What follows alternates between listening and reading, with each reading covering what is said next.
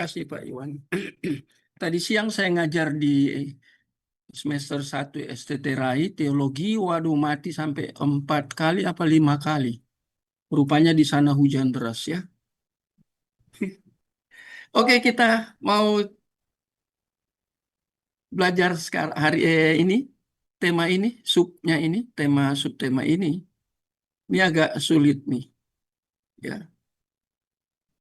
Nah, ini tentang providensia dan predestinasi, tapi diintegrasi. Kemarin sudah begitu panjang lebar kita eh, belajar bersama tentang providensia, predestinasi, juga sudah belajar secara spesifik. Sekarang kita mau integrasi. Dan yang paling aneh ketika saya lihat referensinya, ya, itu untuk predestinasi ini mulai dari penciptaan manusia. Nah, itu yang pertama ya. Itu gambar dan rupa Allah. Wah, ini tapi nggak gampang ini. Ini David Bray. Ya, David Bray menekankan tentang hal ini. Kira-kira bisa baca ini atau saya harus besarkan ya? Nah, ini ya. Bisa terbaca kira-kira Pak Anton? Bisa ya? Nah, ini ada perdebatan, nanti kita lihat tentang providensia di sini sampai kepada predestinasi. Tapi startingnya mulai gambar dan rupa ini, penciptaan pertama. Nanti tantangannya ini terjadi apologet dengan gnostik. Nah, ini menarik, materi ini sangat menarik ya. Jadi saya lihat dari Bray ya, David Bray. Ada 3 jilid. Bu Mary nggak tahu sudah ada? Belum, Pak. Belum, Pak. Belum. Aduh, ini ada 3 jilid. Rugi kalau nggak ada buku ini. Ya, iya, Pak. Ya. Tebal-tebal nih. Sekitar 400 sampai ada yang 600 satu jilidnya ini. Buku ini tentang sejarah teologi Kristen, itu jilid 1. Jilid kedua masih sejarah teologi Kristen. Tapi jilid 3 itu lebih tajam lagi. Jilid 3-nya itu teologi biblikal dan sistematis. Wah, ini sistematik teologi. Nah, ini bagus ya. Kalau ada berkat teman-teman beli yang seperti ini ya. Di Momentum, terbitan Momentum ini. Nah, ini David Bray. Ya. Dia mulai dengan penciptaan. Ini alam semesta. Dan dia berbicara tentang tujuan. Jadi, bagaimana Allah menciptakan alam semesta, dia pasti punya tujuan. Dan nanti kita lihat apa tujuan tertinggi. Ya, jadi tujuan itu, penciptaan itu hal yang Bray katakan itu paling penting, ya, urgent ini ya. Kemudian dikontraskan dengan penglihatan dari kafir, khususnya tentang kosmos. Ini pakai bahasa Yunani. Kalau kita belajar tentang kosmos, dunia, ciptaan ya, dunia, itu ada lagi istilah kosmogoni. Ada kosmologi, ada kosmogoni. Saya pernah mengajar di ini di STT, satu STT di Surabaya, STT Moria. Ya. Jadi itu di bawah Gereja Moria. Jadi saya mengajar di situ tentang dua istilah ini tentang dunia. Satu kosmologi, satu kosmogoni. Nah, dan Bray kemudian katakan ada pandangan tentang dunia ini berbeda dengan pandangan kafir. Ya. Karena kosmos dalam pandangan kafir itu bersifat atletik, ya, berdasarkan berbagai sumber. Jadi tidak ada satu sumber. Kalau Alkitab kan hanya satu sumber, yaitu Alkitab kalau Kristen.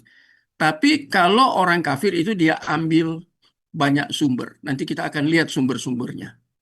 Kemudian itu dikatakan secara relatif, ya, sangat relatif. Orang-orang kafir percaya bahwa segala sesuatu semakin buruk. Nah, ketika dikatakan segala sesuatu makin buruk, itu kata orang kafir. Dia tidak mengerti mengapa semakin hari kosmos ini semakin buruk. Ya. Yang buruk itu apa? Terkait dengan hal apa? Semakin hari semakin buruk. Hampir mirip ya dengan 2 Timotius pasal 3 itu. Ya, ayat 1 sampai ayat yang kelima. Hampir mirip, tapi ada perbedaan. Ya. Kalau yang di dalam 2 Timotius 3 ayat 2 Timotius pasal 3 ayat 1 sampai 5 itu berbicara tentang eskatos. Ya, saya lihat ayat firman Tuhannya ya, 2 Timotius 3 ayat yang kelima. Ini menarik. Ya, baru awal ini kita sudah lihat ada sesuatu yang sangat menarik. 2 Timotius pasal 3 ini dikatakan ketahuilah pada hari-hari terakhir, eskatos. Jadi terkait dengan akhir zaman. Akan datang masa yang sukar. Nah, ini menarik ya. Mirip ya. Tapi masalahnya ini pandangan yang dikatakan oleh Bray ini tentang hal yang semakin buruk ini, apakah sama dengan Alkitab? Mengapa dalam surat Penggembalaan Paulus berbicara bahwa dunia ini semakin hari semakin buruk, kosmos, ya. Apakah Paulus berbicara hanya untuk manusia? Kalau di bawahnya kita lihat memang tertuju kepada manusia ya. 2 Timotius pasal 3 sampai kemudian kepada gereja. Ya, 2 Timotius 3 itu khusus berbicara tentang manusia. Barusan saya mengajar di apa? S1 khususnya semester 1 ya hampir mirip terkait dengan ini. Itu tentang filsafat. Ya, bagaimana filsafat itu sangat mengerikan karena saya mengajar pengantar filsafat. Jadi pemikiran-pemikiran filsafat Yunani ya. Jadi saya mengajar itu. Saya menggunakan istilah integrasi, sinkritis di dalam filsafat. Ya, dan gereja semakin buruk karena dipengaruhi oleh filsafat.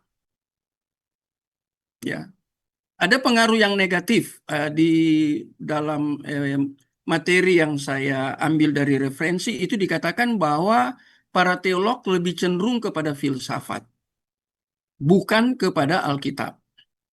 Padahal kan kita punya apa tentang filsafat. Filsafat harus melayani teologi, harus. Dan kemudian ada penulis, John Frame katakan bahwa filsafat itu sangat penting bagi kekristenan, bagi gereja itu filsafat penting. Tetapi bagaimana menempatkan filsafat yang terkait dengan Alkitab? Mana yang harus lebih penting? Frame katakan filsafat sangat berguna, ya. Dia menjelaskan tentang beberapa istilah di dalam dunia filsafat. Tapi di satu sisi juga filsafat merusak cara berpikir para teolog. Nous-nya menjadi rusak. Dan ketiga mengalami perkembangan karena mereka lebih banyak menggunakan konsep-konsep daripada filsuf itu membuat mereka jauh dari Alkitab. Walaupun tetap memakai Alkitab di atas mimbar, membaca Alkitab di atas mimbar. Tetapi yang mengerikan yaitu karena reform terbuka terhadap filsafat seperti kata John Frame, maka ada yang menuduh bahwa gereja reform itu walaupun menggunakan Alkitab, tetapi ketiga menyampaikan pengajaran atau khotbah, itu bukan Alkitabiah, tetapi lebih cenderung kepada filsafat. Dan celakanya itu ada di Indonesia ya. Mereka lulusan baptis, ada 3 hamba Tuhan di Jakarta yang punya sekolah teologi besar, yang mendirikan gereja sinode sendiri. Mereka menuduh bahwa Pak Tong itu dia lebih cenderung atau lebih dominan lah bahwa Pak Tong itu sebenarnya seorang filsuf. Nah, ini tuduhan ya. Tapi John Frame kemudian katakan tidak seperti itu. Itu cara berpikir yang salah. Nah, ini mau perbandingkan tentang segala sesuatu semakin buruk. Tetapi mereka tidak mengetahui bagaimana hal itu akan mempengaruhi mereka.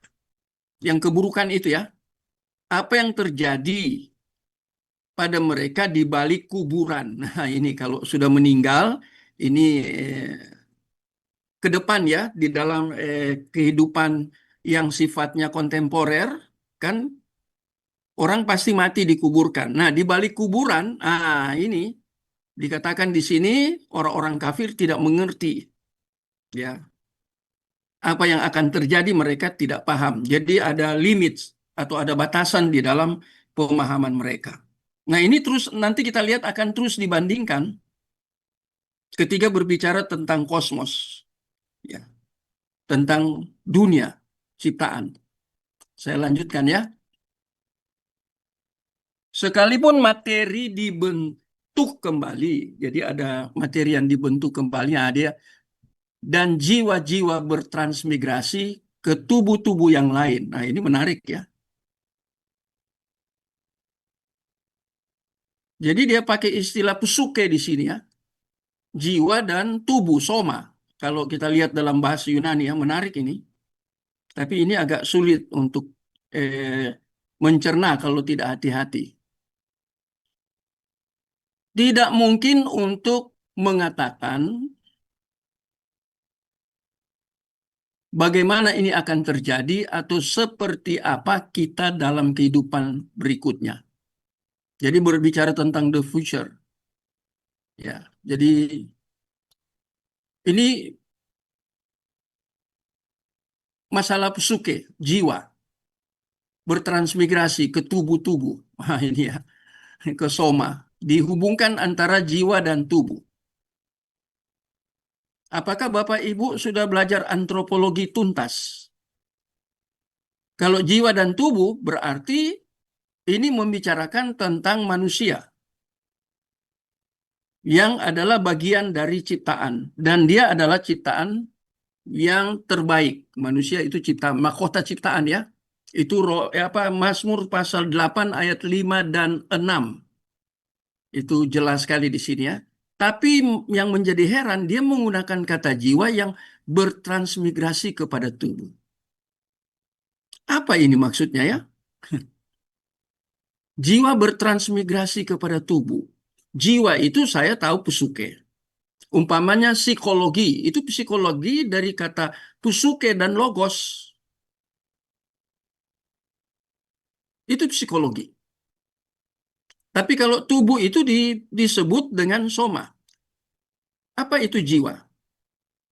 Satu jiwa bertobat, ada ayat firman Tuhan ya, seisi sorga bersuka cita. Nah, dalam konteks psuke di situ, itu dikatakan satu, artinya satu jiwa itu satu pribadi.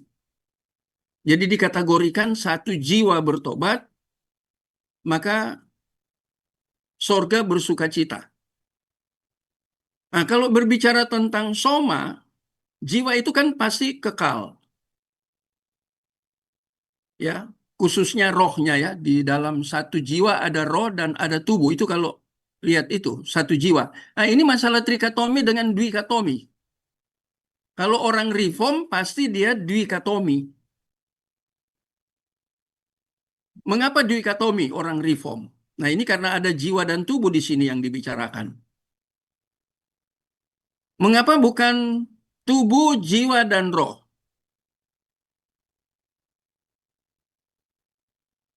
Jiwa itu kan satu pribadi. Di dalam jiwa itu, satu pribadi ini, dalam jiwa itu ada roh, satu jiwa. Roh itu pasti kekal, tapi tubuh tidak kekal, bersifat sementara. Maksudnya pasti secara soma itu kita mati, tapi kemudian nanti ada tubuh kebangkitan, ada tubuh kemuliaan bagi orang-orang pilihan. Nah, ini berbeda. Jadi saya sangat hati-hati di sini tentang jiwa bertransmigrasi ke tubuh. Ya, ini pandangan Alkitab, tapi pandangan kafir ini berbeda sekali ya. Jadi lihat. Masa lampau adalah Firdaus yang hilang. Nah, ini saya pernah baca bukunya Saksi Yehova dulu, tahun berapa ya, tentang judul bukunya Firdaus yang hilang. Dan masa yang akan datang merupakan kekosongan yang tidak diketahui. Ah, jadi tidak ada masa depan kalau seperti ini. Dan ini pandangan kafir yang mengisolasi, ya ini dikatakan mengisolasi ini ya. Mereka pakai istilah ini. Saya agak pelan di sini tidak mengejar, mengisolasi masa sekarang. Jadi ya terpisah ya dalam semacam ilusi yang lebih sementara daripada permanen. Jadi kekosongan ini dia hubungkan dengan kekosongan. Kekosongan dalam hal apa? Tidak yang tidak diketahui. Ya, itu dikatakan Firdaus yang hilang karena mereka menggunakan istilah Firdaus yang hilang. Kemudian ada Firdaus yang dipulihkan. Nah, ini menganut pandangan para saksi Yehova. Nah, pandangan saksi Yehova tentang Firdaus yang hilang, apakah Bapak Ibu pernah dengar ini atau pernah membaca bukunya tentang Firdaus yang hilang? Ya. Kemudian masa yang akan datang itu kekosongan. Artinya tidak ada masa depan di sini ya, karena terisolasi. Dan itu dikategorikan sebagai ilusi, ya, lebih sementara daripada permanen. Jadi hanya bersifat sementara. Bagian ini kira-kira mengerti, nangkep? Ini agak jarang dibicarakan ini ya. Lihat, kita mau lihat tentang providensia dan yang tema malam ini itu providensia predestinasi. Kita mulai bahas dari sini. Tema ini ya, tentang gambar dan rupa. Nanti kita lihat di sini ya. Gambar yang hilang, rupa yang hilang, ya. Nah, bagaimana itu gambar dan rupa? Kalau eh, cek di dalam saya mempelajari bukunya Anthony Hoekema. Ada yang sudah miliki buku Anthony Hoekema tentang antropologi? Saya ngajar itu buku yang utama. Itu orang reform. Nah, Anthony Hoekema berbicara tentang ini, tentang manusia ya. Dan dia berbicara khusus tentang manusia.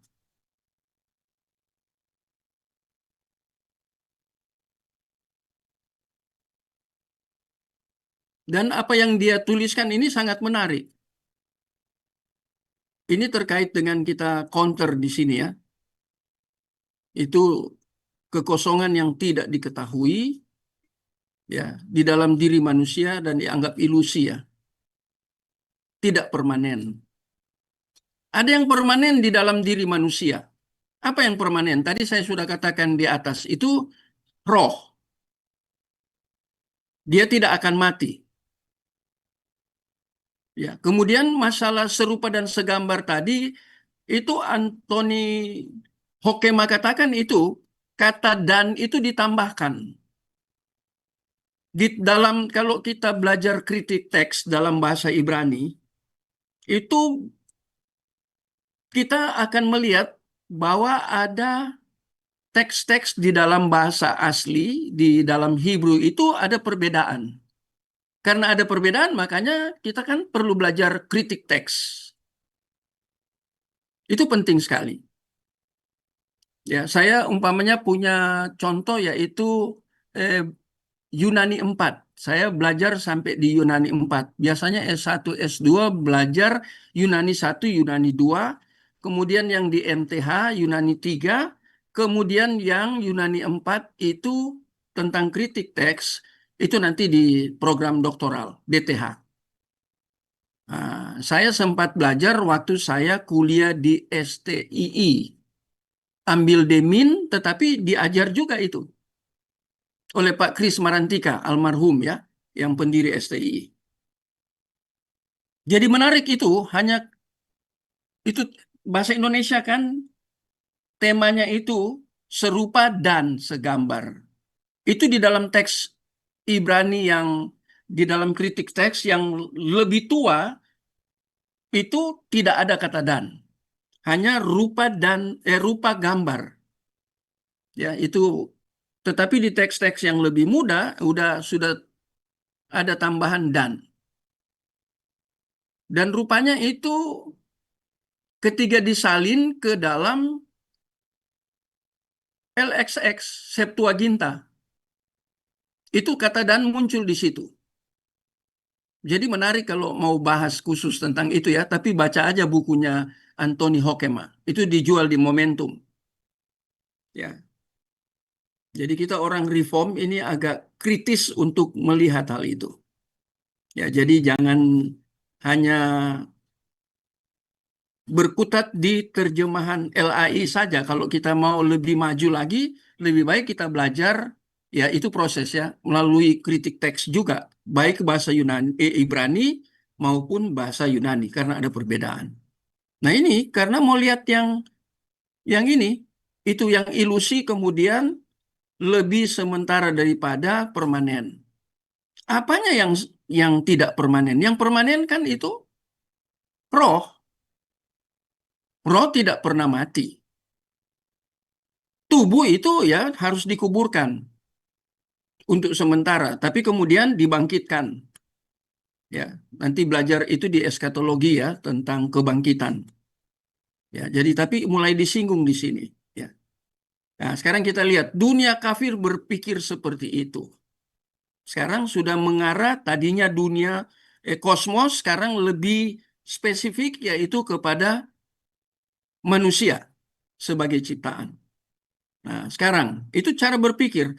Nah, Injil Kristen datang sebagai berita stabilitas dan pasti. Jadi berbeda dengan cara berpikir para yang dikategorikan ini sebagai kafir. Ya.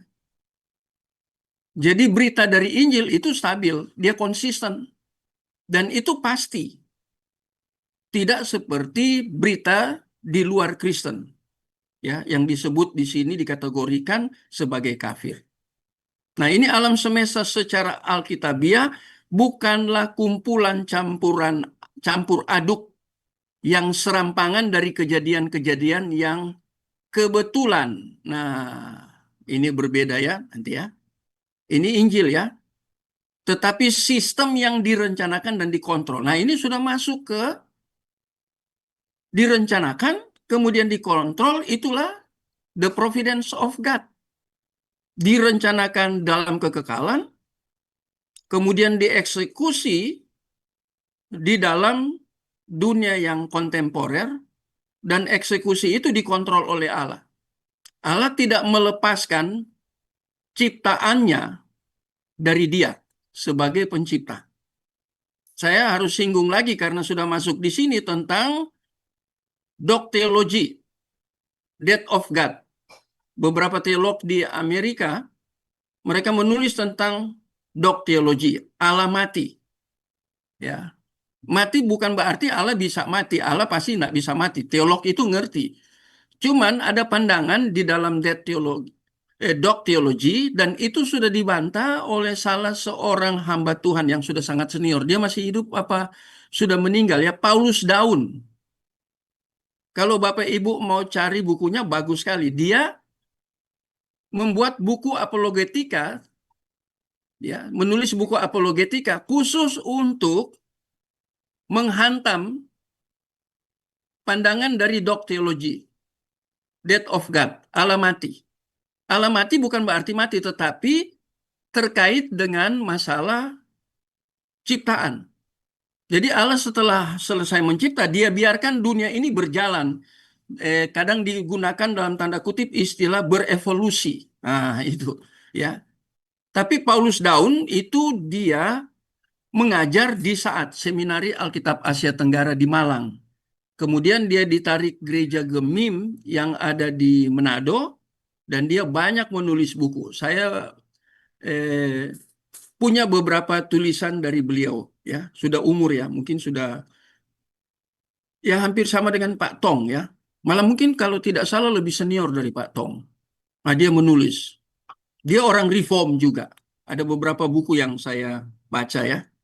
Nah, jadi kita lihat di sini ya. Ini dikatakan ini kejadian-kejadian itu bukan kebetulan. Ini Injil. Tadi dicampur adukan di atas, tapi ini tidak.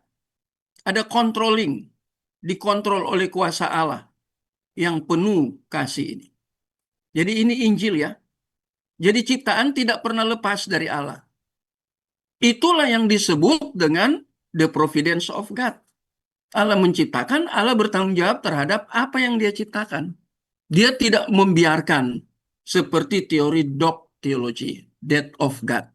Tidak pernah dia biarkan. Ya. Dia menjadikannya bagi manfaat kita, menjadikan dunia ini sekarang dikaitkan antara manusia, ya ciptaan terbaik dengan kosmos atau kosmogoni. Ya dua istilah yang seringkali dilewatkan. Itu harus dibahas secara khusus. Saya pernah mengajar itu ya. Jadi ia menjadikannya bagi manfaat kita. Jadi dunia ini diciptakan tujuannya bermanfaat bagi satu ciptaan terbaik, yaitu manusia, mahkota ciptaan. Ya. Kemudian dikatakan di sini, ia menempatkan kita ini manusia, di dalam dunia ini ciptaan, untuk berkuasa atasnya. Itu sejak awal ya, Kejadian pasal 1 ayat 28. Dan menikmati berkat-berkatnya. Ya. Jadi ini sebelum manusia jatuh dalam dosa, Tuhan memerintahkan manusia untuk berkuasa. Tapi kata berkuasa di sini harus hati-hati ditafsirkan. Jangan jadi orang MPD. Apa NPD ya, Bu Mer? Lagi heboh ini. Jadi begitu dapat apa ya? Jabatan atau status berkuasa. Nah, itu kemudian menganggap dia memiliki segalanya. Tapi ketika kita hubungkan bagian ini dengan Kejadian 1 ayat 28, kalau Bapak Ibu baca tafsirannya itu, ya, atau baca bahasa aslinya, kemudian lihat kalau saya sering cek di Bible Hub itu ya. Di Bible Hub ada bagian yang menjelaskan itu dalam sejarah awal kata ini berkuasa itu muncul, itu artinya apa? Kemudian itu di dalam Hebrew, kemudian itu dikaitkan di dalam Greek. Wah, itu menarik sekali. Itu ada bagian itu. Sayang orang sering melihat Bible Hub, tetapi tidak meneliti sampai di situ. Kalau saya lihat semua. Ya, ketika dikatakan berkuasa atasnya. Yang berikan kuasa itu Allah kan? Itu kuasa itu berasal dari Allah. Berarti ketika Allah memberikan kuasa itu, bukan kemudian yang menerima kuasa itu jadi independen, lepas dari Allah, semau-mau dia, atau orang Jakarta bilang semau gue. Tidak. Kata berkuasa ini bagian dari the representative of God. Dia wakil Allah. Karena Allah yang memberikan supaya berkuasa. Allah yang mempercayakan supaya berkuasa. Jadi tidak boleh lepas dari Allah. Karena itu pemberian Allah. Itu gift. Dia yang berikan. Yang celakanya ini bahaya. Yaitu ketika kita menerima itu. Khususnya terkait dengan alam semesta. Kita lepas dari Allah. Apalagi setelah manusia jatuh dalam dosa. Ya. Kecenderungannya dikatakan di dalam Kejadian pasal 6 ayat 5 ya. Kecenderungannya berbuat melakukan kejahatan. Itu bahasa Ibraninya ra'ah, ya, kejahatan. Kalau mau belajar itu teks itu tentang dosa terkait dengan kejahatan ada sekitar 7 istilah dalam bahasa Ibrani yang ditulis oleh William Dyrness. Buku terbitan Saat, Seminari Alkitab Asia Tenggara. Itu diterjemahkan ya, ditranslate. Itu bagus sekali dia menjelaskan itu ya. Nah, tapi yang saya mau jelaskan ini tentang berkuasa atas alam semesta. Nah, itu berkuasa ini berarti Allah yang berikan. Dan tidak boleh lepas dari Allah. Dia hanya mewakili apa? Allah. Jadi apa yang dia lakukan di dalam diberi kemampuan untuk berkuasa, kuasa untuk mengelola alam semesta ini, dunia ini. Menurut kembali ke Anthony Hoekema katakan, manusia diberi kuasa itu ada, dia bahas kok itu di antropologi ya. Siapakah manusia itu? Itu Anthony Hoekema itu bahas habis-habisan itu. Yaitu ketika manusia diberi kuasa sebelum jatuh dalam dosa, ketika dia jatuh dalam dosa, itu dia mengeksploitasi. Dia pakai istilah ya, mengeksploitasi itu alam semesta ini. Dengan dia merusak. Jadi semau dia lepas dari Allah. Tidak lagi mau dikontrol oleh Allah. Nah, ini kalau kita bandingkan dengan kalau kita Tuhan percayakan untuk jadi pemimpin, yang bahaya ini. Kita merasa diri kita, jadi kita dalam tanda kutip menjadi Allah kecil. Di dalam skop tertentu atau di dalam organisasi tertentu. Mungkin itu di dalam gereja. Atau mungkin di dalam dunia pendidikan. Ya, saya beri contoh ya analoginya. Umpamanya jadi kepala sekolah di sekolah Kristen. Istri saya kan di Petra, sekolah Kristen. Ya, yayasan Kristen punya. Nah, kadang kepala sekolah ini yang menjadi apa yang kita belum lama ini bahas ya tentang NPD itu. Kepala sekolah. Dia memimpin, dia harus ada di bawah yayasan Petra. Tapi dia memimpin dengan gaya dia. Saya beri contoh ya, ada kepala sekolah yang suaminya tentara. Jadi waktu dia memimpin, itu dia dipengaruhi oleh suaminya. Gayanya seperti tentara. Dan itu berbeda dengan aturan-aturan yang diberikan oleh yayasan. Mengerikan ya. Jadi kata berkuasa ini kemudian dieksploitasi. Ini manusia ya diberi kuasa. Waktu diberi sebelum jatuh, setelah jatuh dalam dosa, itu dirusak ya. Alam semesta ini dirusak oleh manusia. Itu Anthony Hoekema menggunakan kata eksploitasi. Ya. Harusnya tidak boleh dirusak, tetapi menikmati berkat-berkat ya dari dunia ini. Ya. Jauh daripada jadi apa ini ya? Menjadi produk atau produk ya, ini produk akhir dari serangkaian kemerosotan progresif dari ideal yang mula-mula. Ideal yang mula-mula ini artinya sebelum manusia jatuh dalam dosa. Ya. Jadi lihat, umat manusia merupakan puncak karya ciptaan. Nah, tadi saya mahkota ciptaan, Mazmur tadi ya. Ayat pasal 8 ayat 56. Jadi lihat ini ya. Sangat sedikit orang Kristen yang kisah kejadian secara harafiah. Ya. Karena harus mengakui bahwa kisah itu tidak dimaksudkan sebagai kisah yang gambling tentang apa yang telah terjadi. Ya.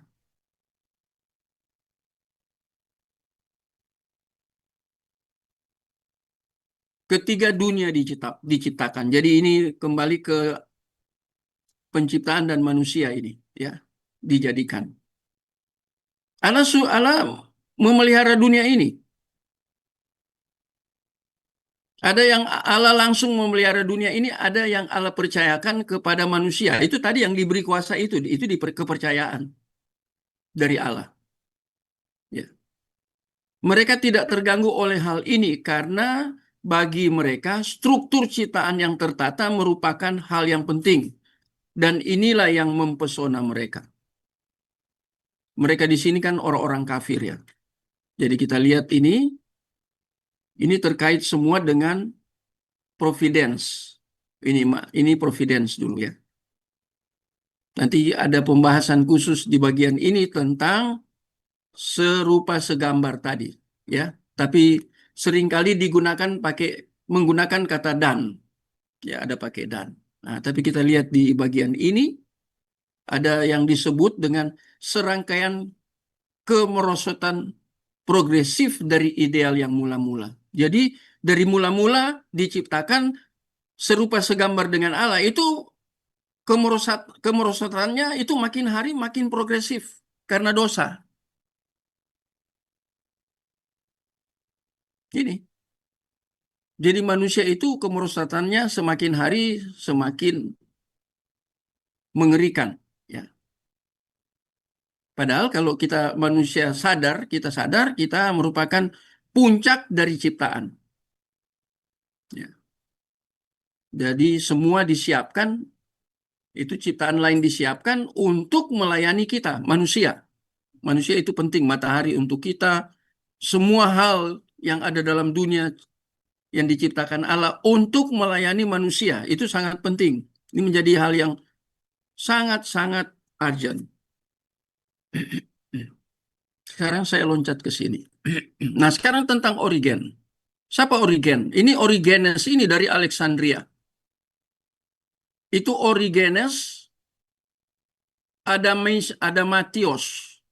Ini cendekiawan.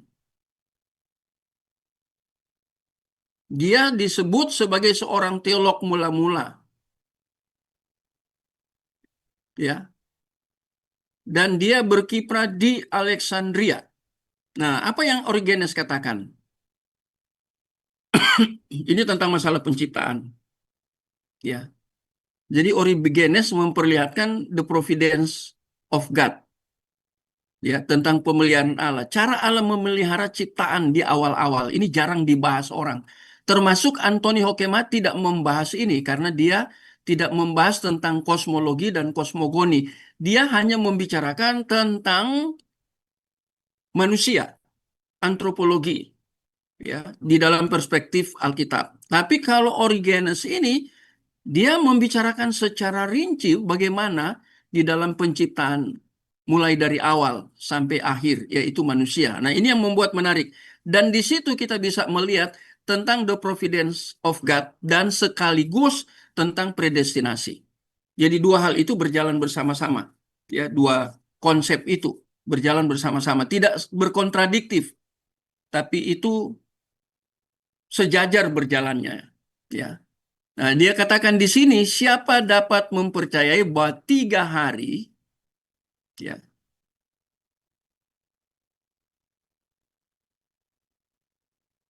yang paling pertama, 3 hari awal, dengan malam dan paginya eksis sebelum penciptaan matahari. Nah, ini menarik nih. Bayangkan Allah menciptakan dunia 3 hari pertama, di dalam perspektif dari Origen ini, bahwa 3 hari pertama itu belum ada matahari. Ya, dengan malam dan pagi. Matahari, bulan, dan bintang-bintang. Siapa yang akan, saya pelan-pelan di sini ya, siapa yang akan berpikir, ini ya, menjangkau pikiran Allah, bahwa pada hari pertama tanpa langit, tidak ada seorang pun yang meragukan bahwa hal ini adalah simbol beberapa hal rahasia tertentu.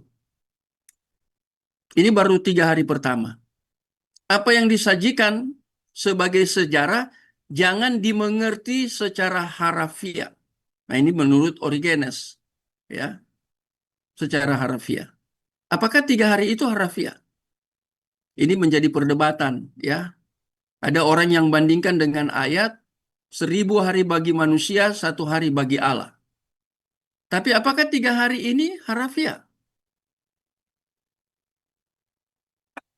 Sudah pernah meneliti ini atau membaca referensi tentang masalah penciptaan? Dan di situ terlihat pemeliharaan Allah. Allah memelihara dengan cara dia menyiapkan dalam beberapa hari ada hal-hal yang penting terkait dengan manusia yang diciptakan pada hari terakhir, ya, hari yang ke-6. Tapi sebelumnya di awal-awal itu, bagaimana Tuhan untuk memelihara manusia, the providence of God. Dia sudah menetapkan atau mempredestinasikan untuk menyiapkan hal-hal tertentu sebelum ciptaan terakhir itu diciptakan, yaitu manusia. Ini menarik. Ya, saya berpegang kepada beberapa teolog dari Reform yang mengatakan bahwa penciptaan itu benar-benar 6 hari. Ya. Jadi bukan lain selain memang 6 hari. Hari ketujuh kan Allah beristirahat. Jadi 6 hari benar ya.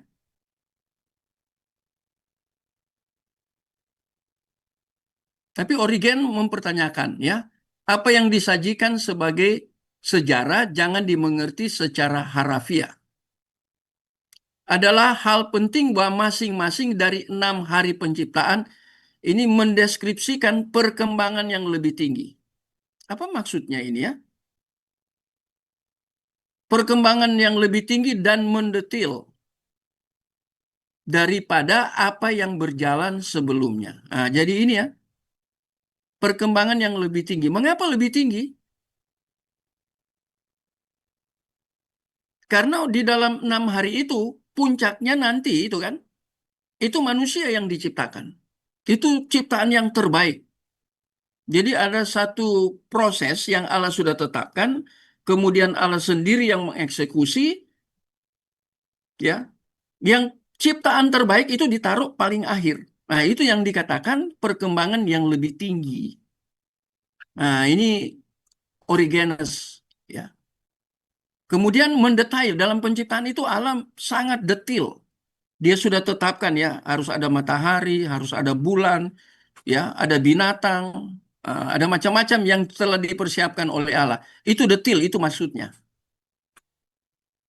Dan yang berjalan sebelumnya, sebelum yang tertinggi diciptakan yaitu manusia. Itu menggambarkan bahwa Allah telah menetapkan yang mau dia ciptakan. Dia yang tetapkan, dia yang rancang di dalam kekekalan, dieksekusi di dalam ciptaan. Tapi itu sudah dirancang di dalam kekekalan, penetapan-penetapan itu. Atau predestinasi itu sudah ditetapkan dalam kekekalan. Kemudian dieksekusi di dalam ciptaan di dunia ini. Dengan tujuan paling utama untuk manusia ciptaan itu. Jadi itu masuk untuk memelihara manusia atau the providence atau providensia itu Allah sudah menetapkan apa-apa yang harus diciptakan sebelum manusia itu diciptakan. Ini maksud bagian ini. Ya. Sebelumnya ini. Jadi dia sudah siapkan. Alih-alih menurun, ada peningkatan yang bertambah. Ya. Allah menghiasi alam semestanya. Baik dengan keperluan-keperluan maupun kesenangan-kesenangan hidup. Jadi belum ada dosa. Ada kebutuhan, keperluan-keperluan ini menyangkut apa? Menyangkut semua matahari, semua untuk manusia. Allah menyediakan taman, kemudian Allah mempercayakan itu amanat kebudayaan ya di dalam teologi reform ya di Taman Eden. Ya, usahakanlah, peliharalah. Itu kan semua kan kalau kita baca teks aslinya itu kan kalimat perintah. Beranak cuculah. Itu semua kalimat perintah kepada ciptaan yang terbaik. Jadi Allah sudah menyiapkan tanah. Itu semua sudah dipredestinasikan. Dan cara Allah untuk mengelola tanah itu dipercayakan kepada ciptaan terbaik. Untuk kebutuhan ciptaan terbaik. Nah, itu yang disebut dengan kesenangan-kesenangan hidup. Sebelum jatuh dalam dosa nih. Nah, ini providence terjadi. Ya. Dunia yang kita kenal bukanlah perkumpulan minimalis. Akan hal-hal pokok yang mendasar. Ya. Yang dibutuhkan oleh manusia untuk bertahan hidup. Jadi bukan kumpulan minimalis. Allah maksimal mengerjakan itu. Ya, bukan minimalis, diminimalkan. Ya, memang Allah persiapkan di dalam kekekalan itu predestinasi, kemudian dieksekusi di dalam ciptaan itu untuk kebutuhan manusia. bertahan hidup.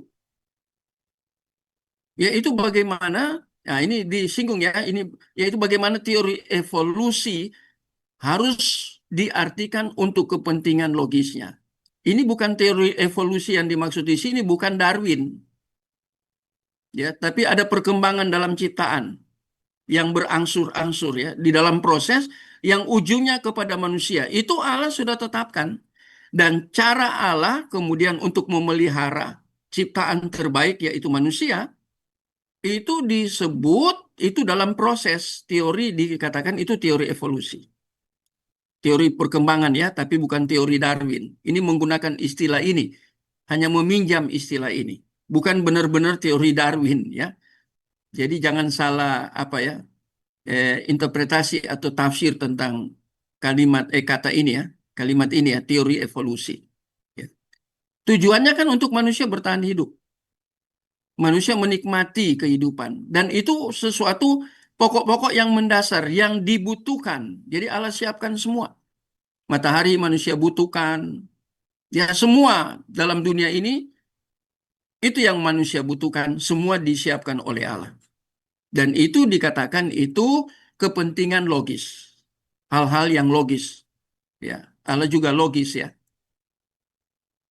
Kita dapat melihat mengapa beberapa ciptaan dapat mengembangkan organ-organ atau anggota badan, anggota tubuh yang khusus untuk beberapa tugas.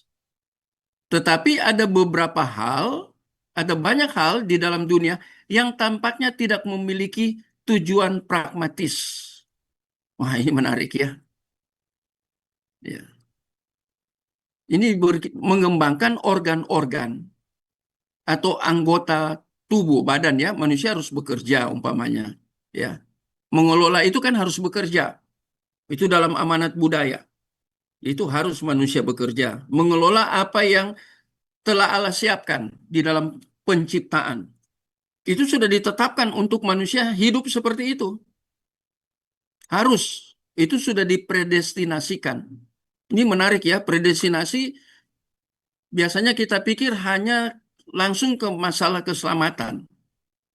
Nanti kemudian masalah keselamatan itu harus, lihat ini temanya kan serupa segambar. Itu harus dipulihkan itu. Yang serupa segambar yang mengalami total depravity, kerusakan total dalam teologi reform, itu kan harus dipulihkan. Makanya datang Adam, Adam kedua, Adam pertama gagal. Nanti sampai di situ ujungnya. Tapi pandangan dalam teologi reform ini mulai dari startingnya untuk mengerti tentang predestinasi, puncaknya ketiga Allah memilih siapa yang diselamatkan dan siapa yang tidak diselamatkan, itu harus mulai dari serupa segambar ini, ya, awal penciptaan yang kemudian mengalami total depravity dan kemudian bagaimana Allah bekerja lagi untuk menggenapi semua atau untuk apa yang sudah dipredestinasikan itu akan dipelihara Allah, providence, ya. Ini menarik. Tetapi banyak hal di dalam dunia yang tampaknya tidak memiliki tujuan pragmatis sama sekali. Ya. Mengapa kita memiliki mawar? Nah, ini contoh ya. Ini analogi. Contohnya ya. Mengapa ada landak? Apakah landak sungguh-sungguh diperlukan? Nah, dibutuhkan ya manusia. Mengapa kita memiliki mawar? Nah, ini menarik ya. Menanyakan pertanyaan itu mereduksi tatanan ciptaan menjadi sesuatu yang kurang daripada tatanan yang ada. Jadi Allah sudah menata ya dalam penciptaan. Bagaimana ciptaannya atau dunia ini. Dia ada perlu binatang di sini, ini analoginya. Kemudian perlu bunga, ini bunga mawar. Allah yang tentukan semua. Siapa yang membuat mawar? Siapa yang menciptakan landak? Semua sudah Allah siapkan. Dan itu terkait dengan manusia semua. Sehingga dikatakan menanyakan pertanyaan-pertanyaan ini mereduksi tatanan ciptaan menjadi sesuatu yang kurang. Jadi kita mempermasalahkan Allah. Kok mengapa ada ini, ada itu dalam ciptaan? Kita mempersalahkan Allah. Umpamanya saya berikan contoh ya, seperti di alam yang barusan apa itu terjadi ya, analogi lagi ya, apa ini, tsunami yang terjadi di Rusia, yang dampaknya di beberapa negara, kemudian dampaknya ada juga di Indonesia di beberapa bagian. Itu kan berbicara tentang patahan. Saya belajar dari Profesor Snelling dari New Zealand tentang apa masalah gempa, kemudian masalah tsunami. Itu gempa di dalam air ya yang membuat muncul tsunami. Itu patahan-patahan. Mengapa ya ada siapa yang buat patahan-patahan itu? Apakah itu terjadi secara natural, alamiah, atau memang Allah sudah buat seperti itu? Wah, itu menarik sekali. Banyak orang yang tidak pernah sampai meneliti ke arah itu. Ya, belajar sampai ke situ. Saya belajar dari Prof. Nailing dari New Zealand. Memang dia apa ya? Dia orang saintis dan terkait dengan masalah alam. Ya, ketiga itu belajar di I3 itu namanya teologi dan IPA, ilmu pengetahuan alam. Ya. Saya pernah baca juga tentang satu buku yang ditulis di terbitan Momentum itu tentang hubungan antara matematika dan teologi. Nah, itu bagaimana menghubungkan itu? Matematika itu dari mana? Nah, itu ada bukunya dari Amerika yang sudah diterjemahkan ya. Sudah cukup lama. Saya pernah membaca buku itu dan cukup tebal. Dan penulisnya seorang pakar matematika di Amerika. Dia dosen matematika, dia bertobat, dia sungguh-sungguh dalam Tuhan, dia masuk dalam teologi Injili, kemudian dia tulis buku itu. Kemudian Momentum mengambil buku itu dan kemudian menerjemahkan. Di Momentum tidak sembarang menerjemahkan buku, itu pilihan. Dia sortir buku-buku yang harus diterjemahkan, kemudian dijual ya, dipasarkan ya. Dia pasti tidak tidak sembarang ya menerjemahkan buku. Kalau dia lihat ini liberal, dia nggak mau. Momentum nggak mau. Ya, kalau liberalisme. Kalau juga karismatik, wah dia nggak mau juga kelihatannya. Menurut saya dia nggak mau. Karena lebih ke mistik. Ya, jadi sangat-sangat selektif. Jadi kita lihat di sini bagaimana ini ya tentang alam semesta. Ini di awal. Ya, bagian dari providence sudah terlihat ini pada masa penciptaan awal. Ya. Oke, kita terus. Ini sudah 1 jam. Sampai di sini ada yang tanya?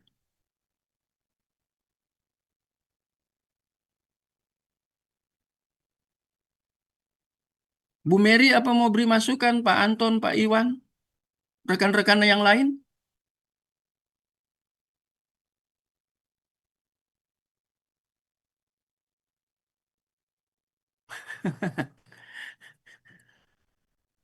Nggak mudah Lanjut memahami. Pak Moses, lanjut, Ya, Pak Imer. lanjut saja. Bagus banget.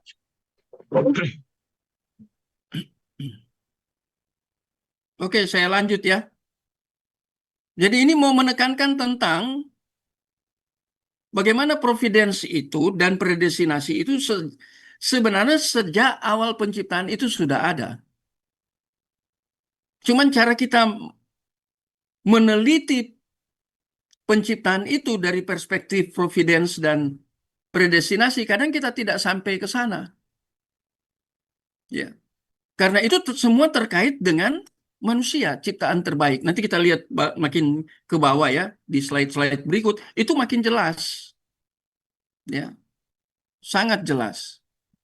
Nah, sekarang, nah ini orang-orang Kristen awal. Tidak pernah berpikir dalam ultri ultiritarian. Apa ini ultiritarian? Ya saya cari. Ini tradisi filsafat etika. Ya. Yang diasosiasi, nah ini ada asosiasinya, ini seorang pakar namanya Jeremy Bentham tahun 1747 sampai 1832. Kemudian ada dua orang di sini ya. Ini John Stuart Mill, itu 18 ini tahun-tahunnya ya. Dua filsuf, mereka ini filsuf, mereka ekonom, mereka pemikir politik. Mengapa muncul dua nama ini? Padahal mereka itu filsuf. Mereka juga mampu untuk memikirkan masalah ekonomi. Tentunya dari perspektif filsafat. Kemudian mereka melihat tentang politik dari perspektif filsafat juga. Jadi dua orang ini filsuf. Apa yang mereka katakan? Mereka filsuf politik di Inggris. Ya. Apa yang mereka mau katakan? Teori ini menyatakan bahwa suatu tindakan dianggap benar jika cenderung menghasilkan kebahagiaan. Nah, ini kebahagiaan. Makanya saya langsung lihat ini ada istilah kebahagiaan. Jadi teori-teori yang tadi di atas itu, ini teori utilitarian ini, ya, ini menghasilkan masalah kebahagiaan. Saya pernah membaca atau pernah diajar tentang etika Kristen oleh Pendeta Lot Natigor Siombing. Dia lulusan dari Presbyterian, Sekolah Tinggi Teologi atau khususnya dari Presbyterian yang ada di Korea, Reform. Nah, dia mengajar, dia ambil bukunya etika Kristen dan isu-isu itu diterbitkan oleh Saat, Seminari Alkitab Asia Tenggara, membahas tentang ini, kebahagiaan ini. Tapi ketika dia bahas, dia kaitkan dengan kaum Epikuren. Itu menarik, ya, tentang Makarios, kebahagiaan. Saya membaca John Piper juga menuliskan tentang masalah kenikmatan, hedonis. Ya, ada hedonis yang terkait dengan kaum Epikuren. Dikatakan kalau orang banyak menderita dia tidak bahagia. Ya. Tetapi kemudian itu ditulis oleh Norman Geisler.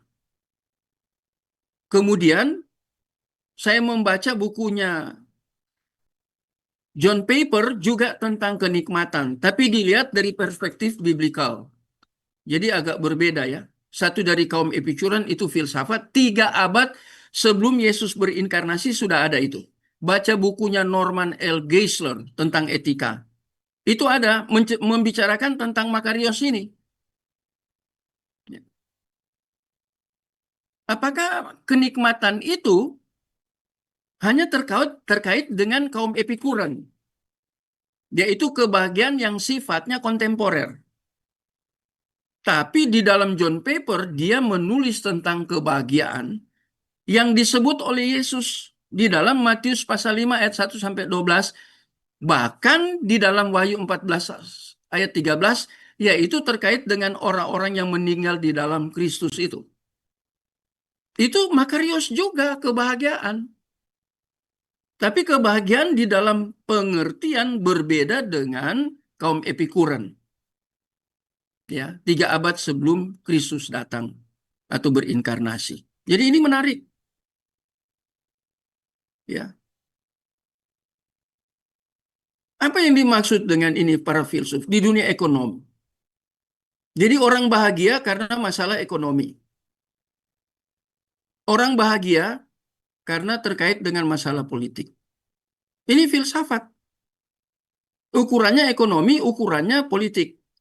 Ya, di dalam 2 perspektif itu yang dilahirkan oleh 2 orang ini ya. Bentham kemudian Stuart Mill ya. Itu menggunakan istilah itu ya, utilitarian. Ya. Suatu tindakan dianggap benar jika cenderung menghasilkan kebahagiaan. Kebahagiaan yang dikotbahkan Tuhan Yesus di atas bukit itu, Matius pasal 5, itu berbeda. Nah, sekarang coba kita bandingkan tentang kebahagiaan dengan Filipi 1 Saya bacakan Filipi 1. Filipi 1 ayat berapa dia ya? Kadang saya lupa ayatnya.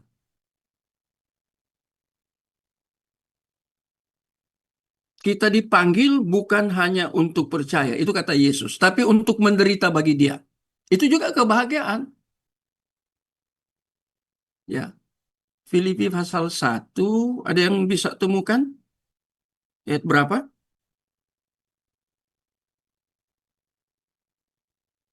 Nah, ini saya blank ya. Dipanggil untuk menderita itu. Itu kata menderita itu dari bahasa Yunani thlipsis.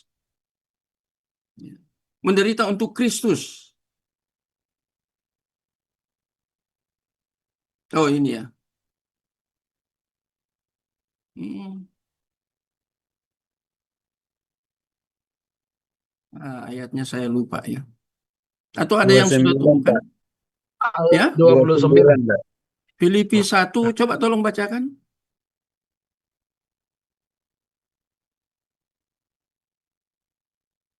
Kria bisa baca? Bisa, Bapak. Ya, sih. Tolong baca. Filipi 1 ayat 29. Sebab kepada kamu dikaruniakan bukan saja untuk percaya kepada Kristus, melainkan juga untuk menderita untuk Dia. Nah, ini klipsis menderita. Menderita bukan untuk diri sendiri, tapi menderita untuk Dia. Nah, itu seperti contohnya yang lebih ekstrim itu saya menulis saya kadang lihat ada hal-hal yang baik lewat YouTube, pembicaranya itu seorang dari gerejanya kakaknya apa adiknya yang di Bandung. Bu Mary mungkin tahu ya, ada STTB itu. Apa Pak Marga Tong ya, yang meninggal, kakaknya Pak Tong itu ya. Kaleb Tong, Pak, Kaleb Tong. Kaleb Tong. Itu ada satu di gereja apa ya, Fuking Tong ya. Itu di Surabaya ada. Dia saya lihat di YouTube. Itu menarik sekali ketika dia membahas tentang, saya lupa namanya ya, tapi itu apa ministry reformat itu. Ya, saya lupa hamba Tuhannya. Saya tulis itu tentang martir itu. Ya, tentang orang-orang yang martir, baik rasul-rasul, kemudian dia tulis terus, dia hasil penelitian dia sampai orang-orang yang mati martir yang begitu sadis, khususnya di Korea Utara. Saya kurang tahu dia dapat bahan dari mana ya, tapi dia menulis itu. Nah, saya tulis itu ya di dalam satu buku. Saya kadang-kadang lihat pembicaranya bagus supaya saya tidak lupa, saya tulis ya tentang martir. Apakah martir itu mereka tidak bahagia? Ya, ini lagi membicarakan tentang Makarios. Tapi kalau kaum Epikurean, mereka katakan itu kalau penderitaan itu bukan kebahagiaan. Bagaimana yang Yesus katakan dalam Yohanes pasal berapa itu ya? 16 apa 15? Berbahagialah kamu kalau kamu dianiaya. Itu ya. Selain yang di dalam Matius, ya khotbah di bukit, Yesus juga berbicara tentang penderitaan. Tapi itu penderitaan kebahagiaan, makarios. Jadi penderitaan itu tidak selalu mendatangkan keputusasaan. Kalau kita menderita di dalam Kristus, nah itu kebahagiaan.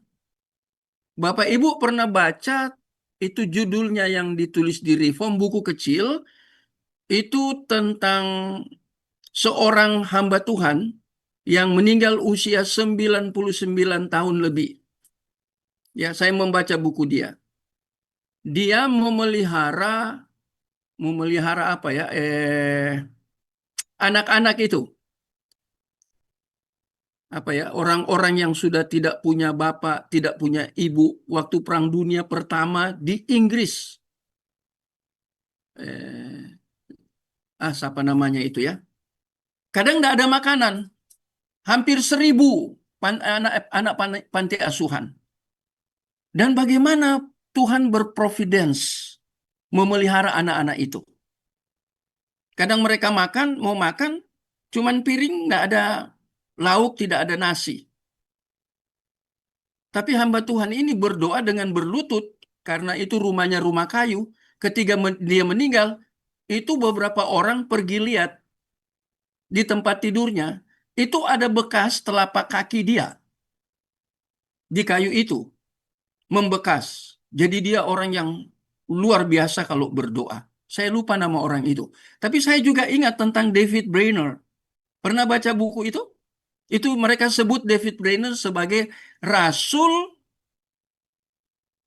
orang kulit merah di pedalaman di Mississippi di Amerika.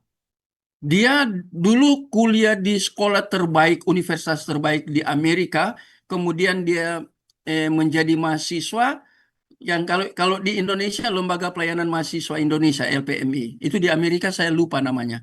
Nah, dia di situ. Dia bertobat usia muda. Dia meninggalnya usia 33 tahun, David Brainerd itu. Kalau dia berdoa untuk orang Indian, caranya aneh. Unik sekali. Mengapa? Dia berdoa, musim es di Amerika, dia tiarap di atas es. Dan karena dia berdoa berjam-jam dengan cara dia tiarap, itu panas tubuhnya bisa melelehkan es. Makanya dia meninggal pada usia 33 tahun. Ya, ada buku kecil ya, enggak besar bukunya, setengah buku yang normal ya. Umpamanya buku yang sebesar ini, ini setengah ini. Ya, itu di, di apa diterbitkan oleh Momentum. Saya baca buku-buku seperti itu kok menderita sekali. Aneh ya, kenapa dia tidak bijaksana?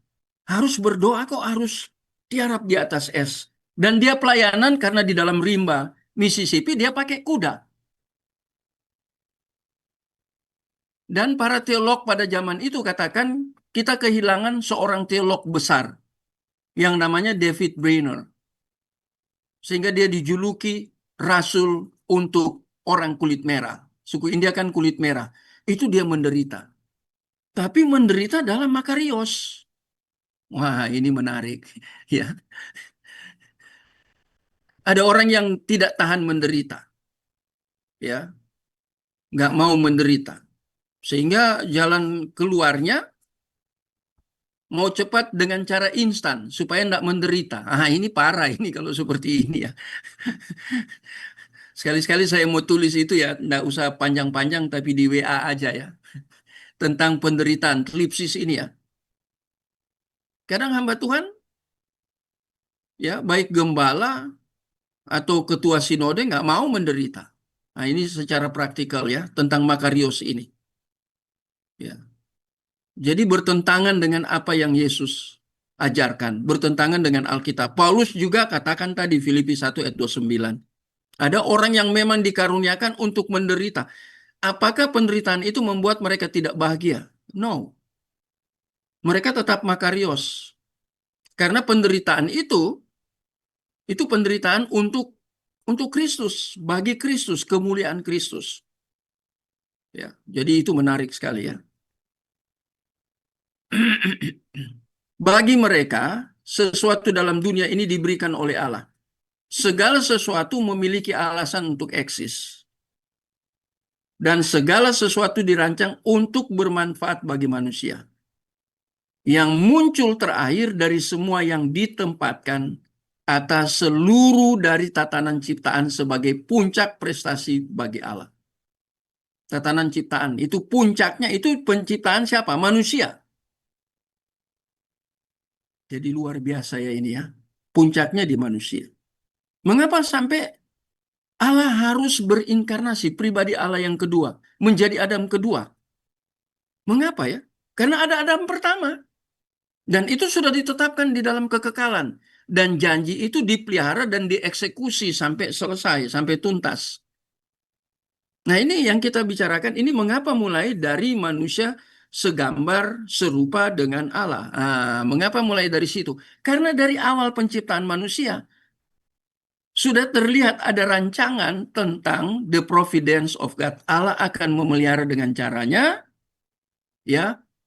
Kalau di dalam predestinasi itu predestinasi ganda untuk reform, jadi Allah juga memelihara untuk mereka yang akan sudah ditentukan untuk masuk neraka.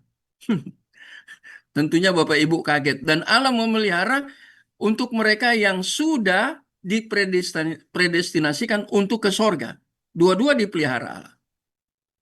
Ya. Yang tidak dipilih untuk ke sorga pasti nggak akan masuk. Itu haknya Allah, hak prerogatif Allah. Kapan itu Allah tetapkan, predestinasikan? Dia sejak dalam kekekalan. Ya. Ini predestinasi, ini menarik. Ya, kita terus. Karena orang Kristen yang mula-mula menghubungkan tatanan itu dengan Bapa di sorgawi. Mereka yang penuh kasih. Mereka yang penuh kasih, ini merupakan suatu relasi dengan Dia yang dibangun ke dalamnya sejak awal manusia pertama, ya. Harusnya seperti itu. Ini diekspresikan di dalam perjanjian lama. Seluruh perjanjian lama. Bahwa manusia itu imago Dei. Ya, sudah tahu ini istilah Latin, ya. Yang belajar teologi sudah pasti paham ini tentang imago Dei, ya. Serupa segambar itu. Itu sejak awal. Harus serupa. Nah, karena kehilangan akibat dosa, maka Kristus harus datang untuk dikembalikan menjadi serupa dan segambar dengan Allah. Di dalam proses tentunya. Bukan begitu ditebus manusia langsung sempurna. Ada prosesnya, ya. Para sarjana mengakui bahwa kata-kata ini dapat ditemukan dalam budaya. Ini masalah ini. Ini tantangan. Nanti sebentar lari ke Gnostik. Ini para sarjana, ya. Sarjana siapa yang dimaksud sarjana ini? Scholarnya ini mereka berpandangan ditemukan dalam budaya-budaya kafir. Budaya kafir apa? Di Mesopotamia hingga ke Yunani. Ini tantangan.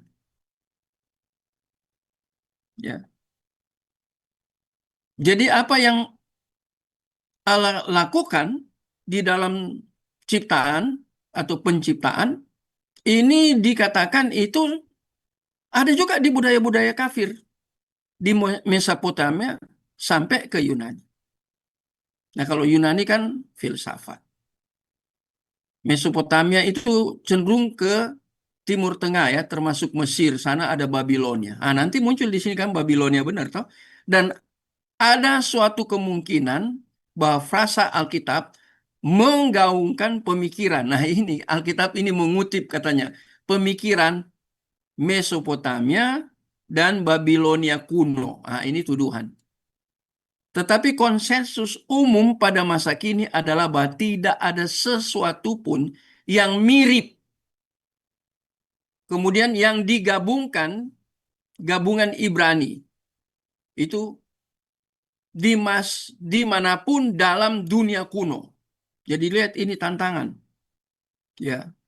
Providensia terkait dengan penciptaan, khususnya manusia, ini dianggap ini berasal dari Timur Tengah sampai ke Yunani, Mesopotamia. Ya. Sudah pernah baca bukunya Rudolf Bultmann. Kemudian Barth, bersaudara, ada dua kakak beradik, ya. Mereka dari teologi liberal.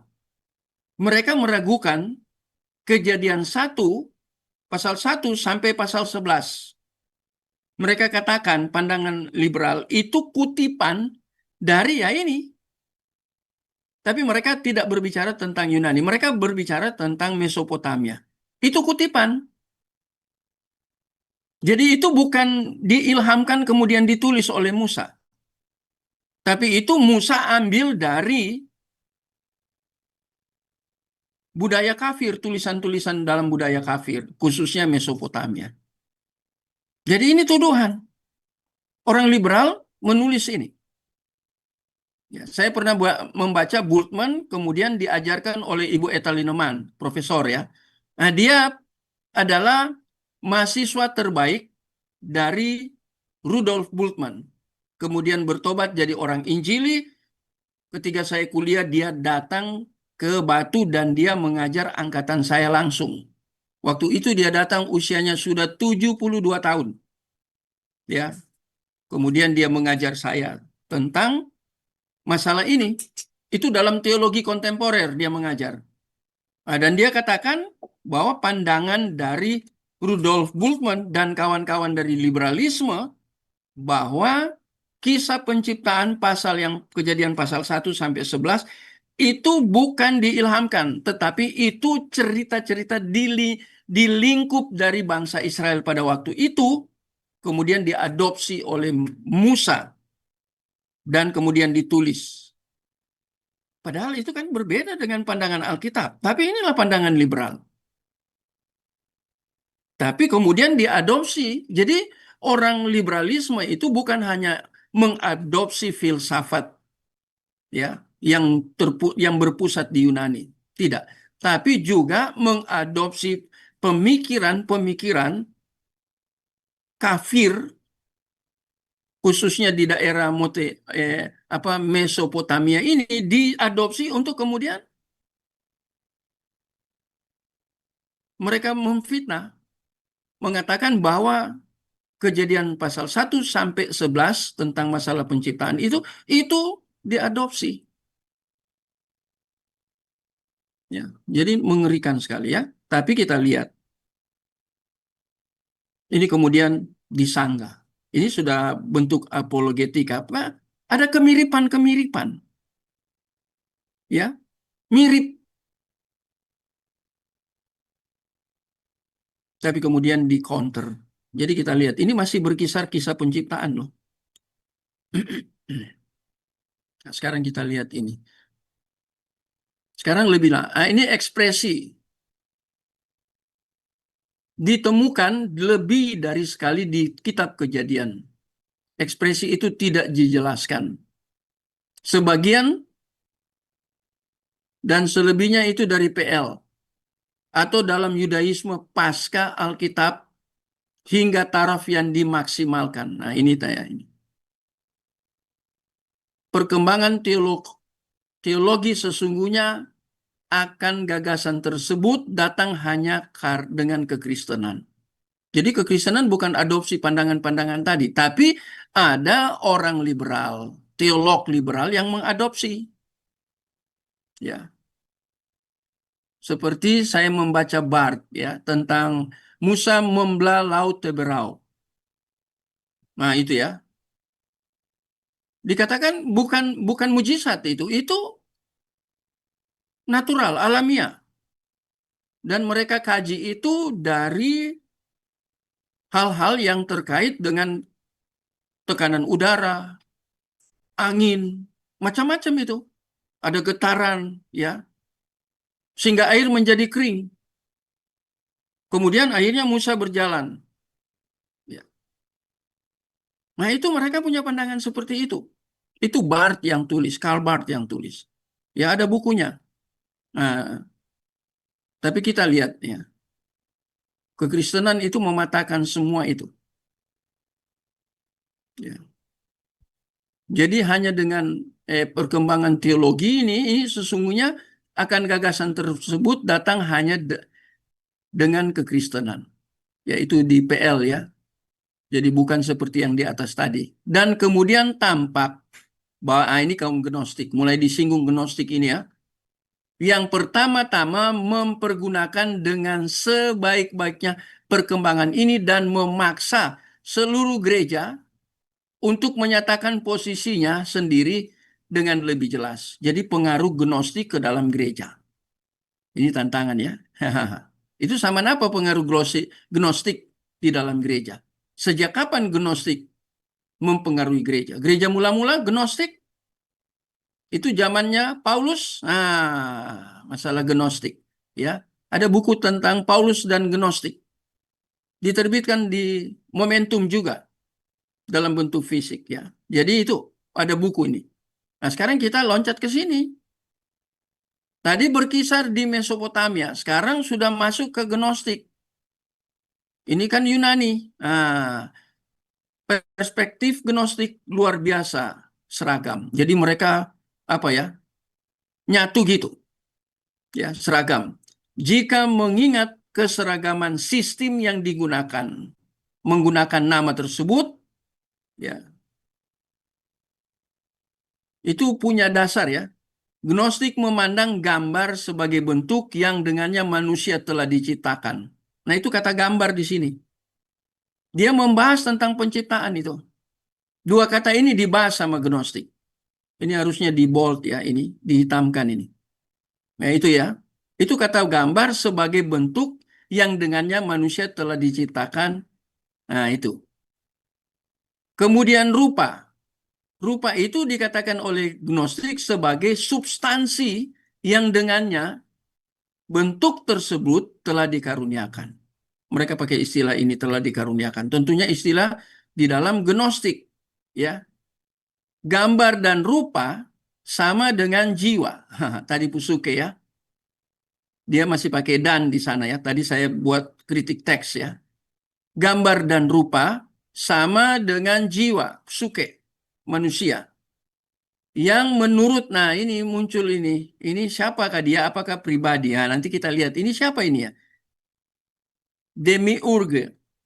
Ini masa filsafat di Platonis. Kemudian ada Pitagoras, kemudian ada Platonis pertengahan.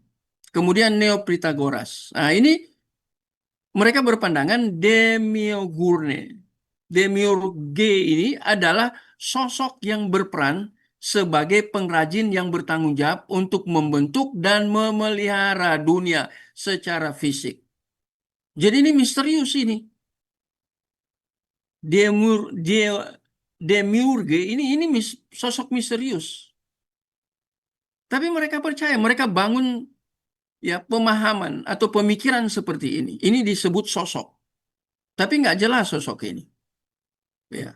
Dia dikatakan dipakai istilah pengrajin ya, yang bertanggung jawab untuk membentuk dan memelihara dunia secara fisik. Nah, ini menarik. Ini Gnostik nih. Ya. Perbedaan antara kedua kata tersebut adalah bahwa gambar menggambarkan salinan dari yang asli. Nah, itu tadi gambar ya. Gambar dan rupa Allah. Nah, dia bahas satu-satu ya. Mereka bahas satu-satu. Gnostik ini menggambarkan salinan dari apa yang asli. Nah, dan itu disebut dengan yang asli itu tertinggi. Ya. Sedang rupa merupakan reproduksi dari sesuatu yang pada dasarnya pada level yang sama seperti keberadaan itu sendiri. Itu rupa. Maksudnya adalah bahwa sebagai gambar Allah, Adam diciptakan oleh ini sosok ini, Demiurge ini, untuk menyerupai Bapa. Nah, sekarang ini sosok ini mengenal Bapa. Bapa dalam perspektif mereka, Gnostik, yang berdiam di atas dan di luar ciptaan.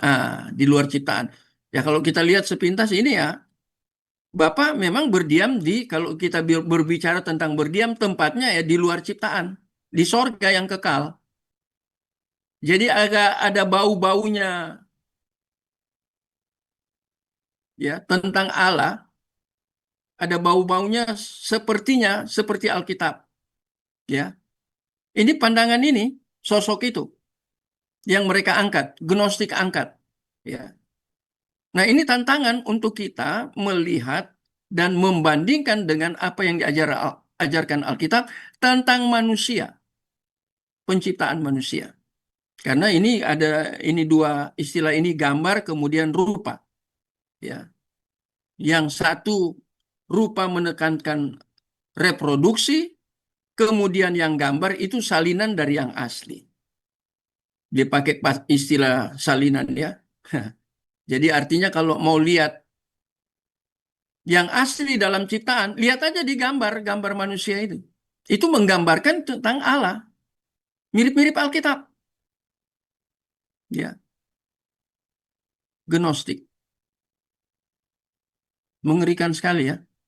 Jadi kita lihat, kita belajar di sini langsung diperbandingkan ya tentang masalah penciptaan yang terkait dengan providensia dan predestinasi. Langsung dibandingkan dengan pengajaran-pengajaran di luar Kristen. Ya. Oke, saya terus.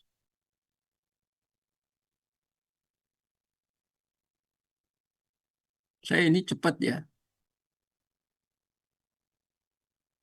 Nah ini ya. Tetapi rupa Allah. Adam dijadikan sepertinya ini. Ini sosok tadi ya. Bukan seperti Bapa. Tadi di atas dikatakan apa di sini? Menyerupai Bapa. Diciptakan oleh sosok ini ya, demiurge. Nah, tapi kemudian itu menyerupai Bapa. Bapa yang ada di luar ciptaan. Nah, di bagian ini dikatakan rupa, tadi gambar kan, tetapi rupa Adam dijadikan seperti, tadi menekankan tentang gambar, sekarang menekankan tentang rupa yang sosok ini. Bukan seperti Bapa. Jadi ada terjadi pemisahan di situ ya, split, pemisahan antara gambar dan rupa. Kalau kita membaca kembali ke Anthony Hoekema, ya referensi itu bagus itu ya. Itu gambar dan rupa. Dia jelaskan di situ di dalam bukunya bahwa selanjutnya di dalam setelah Kejadian pasal 1 ayat 26 tentang gambar rupa itu, selanjutnya itu sudah bergantian. Jadi tidak lagi menggunakan dua kata itu. Karena dua kata itu sinonim. Anthony Hoekema menjelaskan itu. Ya, itu sinonim. Kemudian setelah itu muncul kata-kata itu di dalam teks asli. Itu teks asli bahasa Ibrani. Kadang teks aslinya hanya menulis tentang gambar. Kadang teks aslinya hanya menuliskan tentang rupa. Dan kata Anthony Hoekema, itu dua hal yang sama. Gambar dan rupa. Ya, saya membaca itu ya. Jadi tapi ini dibedakan. Ini gnostik. Ya. Jadi sangat berbeda dengan Alkitab. Sehingga dikatakan bukan seperti Bapa. Yang ada di atas dan di luar apapun yang ditemukan dalam dunia. Ini masalah. Ini pandangan gnostik ini. Ya.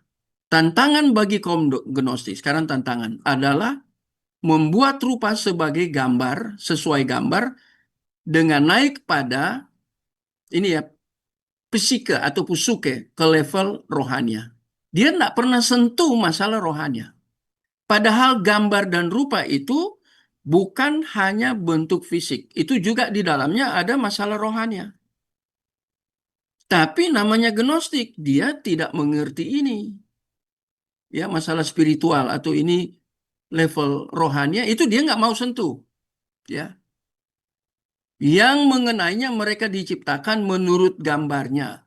Tetapi tidak ada ya pengalaman langsung. Ya. Tidak ada pengalaman langsung. Khususnya tentang level rohani. Padahal ini manusia diciptakan itu serupa dan segambar dengan Allah. Dia bukan hanya makhluk fisik, tapi makhluk spiritual. Dia hanya harus berelasi dengan Allah. Bukan hanya berelasi dengan dirinya, berelasi dengan sesamanya, berelasi dengan alam semesta. Tapi yang paling utama diciptakan seperti Allah. Seperti Allah itu metafisis, tapi tentang spiritual. Nah, ini mereka tidak masuk ke situ. Ini gnostik. Ya, cara berpikir gnostik tentang siapakah manusia itu. Ya. Nah, ini menjadi masalah besar. Ini menjadi masalah yang sangat serius, ya, karena sangat bertentangan dengan Alkitab. Nah, sekarang pandangan Kristen sangat berbeda dengan hal ini. Sebab sebelum gagasan gnostik tersebar luas, kebanyakan ya pandangan Kristen sedikit saja atau tidak membedakan antara gambar dan rupa. Tidak bedakan ini ya, ada dikatakan sedikit saja. Atau tidak membedakan antara gambar dan rupa. Nah, itu yang saya katakan tadi, saya membaca bukunya, referensinya Antonio Kema. Ya. Ujungnya manusia yang dipredestinasikan, pasti dia dipelihara kehidupan rohaninya. Supaya menjadi sama seperti Kristus. Itu kan tujuan utama yang terpilih itu. Ya. Dan mempercayai keduanya sebagai hal yang sungguh-sungguh bersinonim. Nah, tadi kan saya sudah jelaskan, gambar dan rupa itu kan sinonim. Sesungguhnya memang demikian. Nah, ini langsung dipatahkan ya. Ya, gambar dan rupa itu ya. Cuman di sini terus menggunakan kata dan itu. Dua kata ini sinonim. Itu Anthony Hoekema juga seperti ini menulis. Tentang siapakah manusia. Baca bukunya Calvin. Di sini saya punya ya. Seri tentang Calvin. Nah ini ya. Calvin, asal-usul dan perkembangan pemikiran religiusnya. Ah ini ada bukunya. Saya punya beberapa seri tentang pemikiran-pemikiran John Calvin. Ini semua terbitan Momentum. Ya, salah satu ini saya sedang menggunakan ini untuk ngajar. Ya, pemikiran John Calvin. Jadi menarik. Ya. Tetapi ketika pemikiran Gnostik semakin tersebar, nah itu cara berpikir yang seperti ini itu langsung ditelan mentah-mentah di mana-mana. Artinya menyebar kemana-mana. Begitu cepat. Ya. Nah, sekarang apa dampaknya? Gereja berkewajiban. Ini sekarang ya. Gereja berkewajiban untuk apa? Menjawabnya dengan mengajukan suatu penjelasan alternatif bagi kata-kata yang digunakan di dalam Alkitab, ya, dengan kata-kata yang digunakan Alkitab. Jadi kita punya tanggung jawab. Ini tantangan. Dan ini sangat berkaitan bagaimana kita mengerti penciptaan manusia pertama sebelum jatuh dalam dosa, ini konteksnya ya. Itu terkait dengan the providence of God dan predestinasi. Bagaimana kita harus jelaskan itu sebelum manusia jatuh dalam dosa. Ya. Satu usaha awal untuk melakukan hal ini dibuat. Nah, ini ada tokoh paling penting ini. Namanya Tatian. Ini kadang tidak muncul tokoh ini ya. Banyak orang Kristen termasuk di Reform tidak apa ya familiar dengan pribadi ini. Namanya Tatian. Itu dia muncul kapan? Kurang lebih pada tahun 150 Masehi. Jadi awal ini. Ya, mau masuk abad kedua. Yang mengklaim bahwa jiwa manusia berasal dari Allah. Tetapi roh manusia, ya, nah, coba lihat ya, supaya tidak keliru ya.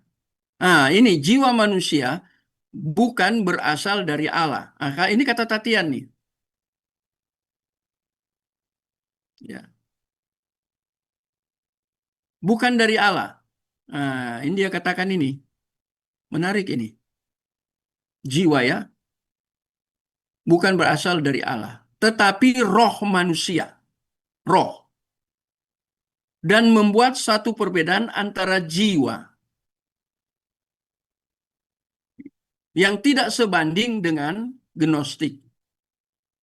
Gnosticism. Nah, coba sekarang kita bahas di sini dalam beberapa waktu ini ya. Sekarang ya, ini Tatian katakan bahwa jiwa itu bukan berasal dari Allah. Tapi roh, Allah memberi roh. Nah, sekarang coba kita kembali kepada penciptaan seperti yang ditulis oleh Alkitab, khususnya pasal yang kedua ya. Prosesnya. Waktu dia pasal yang pertama, baiklah kita menciptakan serupa segambar dengan Allah. Nah, itu kan tapi belum dieksekusi. Prosesnya nanti itu diberitahu di pasal yang kedua. ada kelompok teolog katakan bahwa penciptaan itu sebelum Adam sudah ada yang diciptakan. Nah ini ada juga kelompok para teolog di dalam buku-bukunya menuliskan bahwa sebelum Adam itu sudah ada manusia. Apakah Alkitab tulis itu? Enggak. Mengapa? Mereka ambil dari tadi itu antara kejadian pasal yang pertama itu direncanakan, kemudian kejadian pasal 2 interpretasinya bahwa ketika Allah berbicara baiklah kita menciptakan serupa segambar, mereka tafsirkan itu sudah penciptaan. Itu rancangan. Dan proses eksekusi itu dalam pasal 2 diambil tanah. Saya punya itu ya dari tafsiran khusus tentang kitab Kejadian soal penciptaan tanahnya itu bagaimana. Itu ada tafsirannya. Itu juga saya beli di Reform buku itu. Prosesnya itu ya, tanahnya apakah tanah kering, tanah liat, tanah basah atau tanah apa. Itu dijelaskan di situ ya. Tapi itu interpretasi, tafsiran. Ya. Punya ada buku itu. Ya, sudah diterjemahkan dalam bahasa Indonesia. Kalau enggak itu juga buku Saat, Seminari Alkitab Asia Tenggara. Nah, sekarang ini coba kita kembali ke pasal yang kedua ya, ayat keberapa itu ya tentang proses penciptaan. Mau membandingkan dengan pemikiran dari Tatian ini, abad kedua Masehi ini, ya. Tentang jiwa manusia bukan berasal dari Allah, tetapi roh. Nah, sekarang Pusuke kan tadi saya katakan, kalau roh itu kan di dalam bahasa Ibrani roh itu apa ya? Kalau bahasa Yunani itu kan spirit. Bahasa Yunani roh, pneuma. Nah, kalau dalam bahasa Ibrani roh itu apa? Cek ya. Saya kadang error ini ya. Kata roh itu dalam bahasa Ibrani, nanti saya lagi error ini ya. Ya. Tapi ini mau jelaskan ini Ruah, Pak. esensinya ya. Ada yang bantu? Ruah, Pak. Iya betul, ruah. Terima kasih Pak Iwan, ruah. Ya. Jadi ruah. Ya. Jadi sekarang kita lihat di sini yang dimaksud dengan kusuke itu kembali kita lihat di dalam teologi reform. Ya. Dia tidak gunakan trikotomi kan orang reform. Agustinus tidak percaya kepada trikotomi tetapi duikotomi. Ingat ya kalau kita baca Alkitab dalam teks asli itu tanda-tanda baca itu terlihat ada koma, ada pakai dan. Itu apa artinya? Ada yang disatukan, ada yang dibedakan. Ya. Tubuh, jiwa dan roh itu di 1 Tesalonika saya tahu. Tubuh, jiwa, kemudian roh. Benar kan? Ya, tubuh jiwa itu apakah pakai dan? Enggak. Tubuh itu kan soma, fisik. Kemudian yang fisik itu dibangun dari mana? Dari tanah liat tadi itu. Itu tubuh itu kan dibangun dari tanah, bukan tanah liat ya saya kebablasan ngomongnya. Dari tanah toh. Setelah dibangun itu soma, tapi dia masih dalam bentuk materi dalam pengertian dia pasif tidak bisa bergerak. Dia harus bisa bergerak karena dihembuskan, itu ruah. Tadi Pak Iwan sudah bantu ya. Allah menghembuskan, baru dia disebut hidup, menjadi hidup dia. Tadi kan mati karena diambil dari tanah, seperti patung lah, dibuat seperti patung. Kemudian dihembuskan ruah. Ya waktu di nefes itu kalau dihembuskan di teks itu tidak pakai ruah tapi nefes. Iya ya, teman-teman hati-hati ya. Perbedaan ruah dan nefes sama-sama dihembuskan. Itu dihembuskan itu kemudian menjadi makhluk hidup. Yang di mananya ada hal yang fisik yaitu tubuh soma bahasa Yunaninya. Tetapi juga dalam bahasa Yunani itu di dalam tubuh itu ada roh yang untuk menghidupkan. Dan tubuh dan roh itu disebut dengan pusuke, satu jiwa. Makanya di bagian lain dari Alkitab, di Injil ya, saya kalau kita bisa masih ingat ya memori, itu disebut, tadi saya sudah sebut ya, satu jiwa bertobat. Satu jiwa artinya satu orang. Maka malaikat di sorga bersuka cita. Malaikat di sorga satu ya, karena dia orang pilihan. Ya. Dan dalam waktu Kairos dia bertobat. Berarti satu jiwa itu menunjuk kepada satu pribadi. Jiwa, satu jiwa bertobat. Nah, dalam satu pribadi ini, itu dia punya tubuh, dia punya roh. Jadi bukan trikotomi, dikotomi. Baca bukunya Kamus Westminster Teologi. Saya punya dua. Ada yang hanya satu jilid, ada yang dua jilid. Siapa yang sudah punya di antara kita? Kamus Westminster. Ada yang sudah punya? Belum ada ya? Nah, saya membaca terus ya dari dulu. Jadi saya menjelaskan tentang ini. Untuk mematahkan apa? Membuat perbedaan antara jiwa. Jiwa itu tidak sebanding dengan gnostikisme. Sebentar ya, saya ada.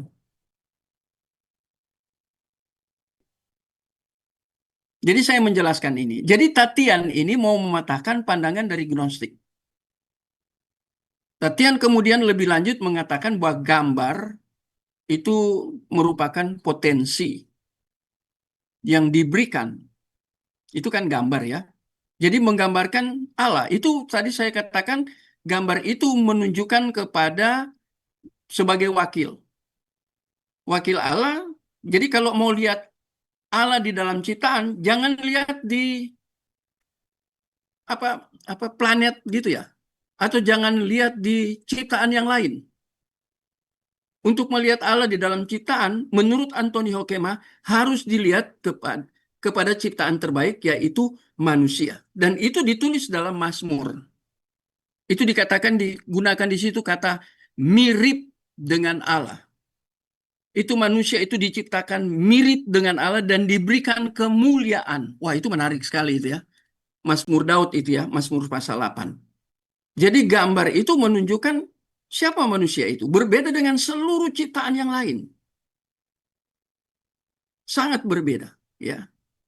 Sehingga dikatakan gambar itu merupakan potensi yang diberikan kepada roh manusia untuk menjadi seperti Allah. Nah, ini kan representatif. Sedang rupa merupakan potensi tersebut suatu tatanan yang membalik tatanan gnostik. Jadi membalik ini artinya berkontradiksi dengan tatanan dari pemikiran gnostik. Itu rupa.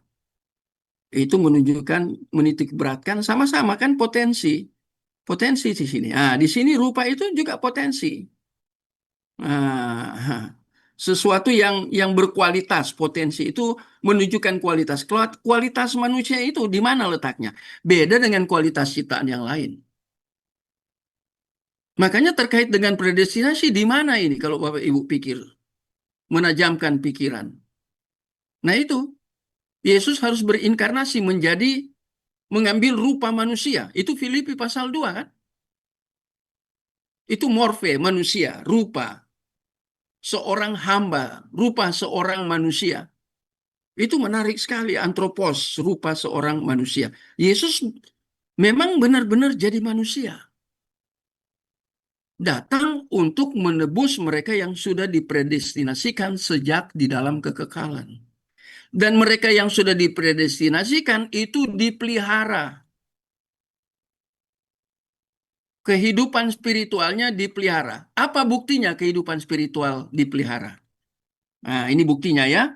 Nah, dalam menit-menit terakhir, mari kita buka cara Allah memelihara orang-orang pilihan. Apa yang diberikan di dalam hidupnya? Yohanes pasal 14 ayat ke-16. Tolong Krie baca, ini penutup. Mari Yohanes 14 ayat 16 sebagai penutup, silakan salah seorang. Krie tolong baca. Krie masih ada ya? Ada? Atau teman yang lain?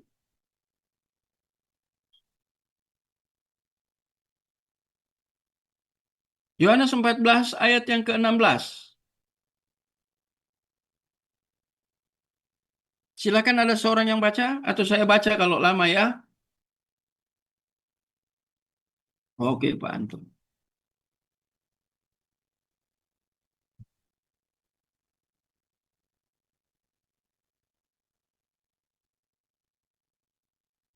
Nah, ini menarik ya. Di situ kita lihat ada tiga pribadi Tritunggal di situ. Ada Yesus minta kepada Bapa, ya kan? Berarti Yesus dan Bapa. Yesus sedang berinkarnasi. Bapa ada di sorga, dia minta kepada Bapa. Ini juga sekalian untuk mematahkan Unitarian keliru. Itu sesat, itu heresi, itu bidat. Ini jelas ini Yohanes 14 ayat yang ke-16. Nah, sudah dua tadi ya, dua pribadi. Minta kepada Bapa supaya apa? Memberikan seorang yang lain, Parakletos, yaitu Roh Kudus. Mengapa dikatakan penolong yang lain? Kita baca bandingkan dengan 1 Yohanes pasal 2 itu ayat yang pertama itu. Seorang penolong, yaitu itu menunjuk kepada Yesus. Sehingga Yesus mau bedakan sama-sama penolong tapi pribadinya berbeda. Yaitu pribadi dia yang sudah mengerjakan soteriologi yang sudah selesai di atas kayu salib. Sekarang dia naik ke sorga, dia minta kepada Bapa memberikan Parakletos yang berbeda dengan dia. Pribadinya berbeda. Hakikatnya sama-sama Allah. Yaitu Roh Kudus untuk menolong. Dan ini bekal untuk melihat tentang predestinasi. Ini kuat sekali di ayat ini. Satu ayat ini aja. Itu seorang penolong yang lain supaya apa? Menyertai kamu apa? Menyertai Roh Kudus menyertai kita apa? Selama-lamanya. Roh Kudus tidak akan keluar dari kita. Makanya diikuti dengan Efesus itu, kamu telah dimeteraikan oleh Roh Kudus, tanda sah. Meterai itu sah, ya, kepemilikan, ya, itu meterai berhubungan dengan hal yang sah. Nggak akan Roh Kudus keluar, kita hanya mendukakan Roh Kudus. Ya, ini yang tidak dimengerti oleh Gnostik.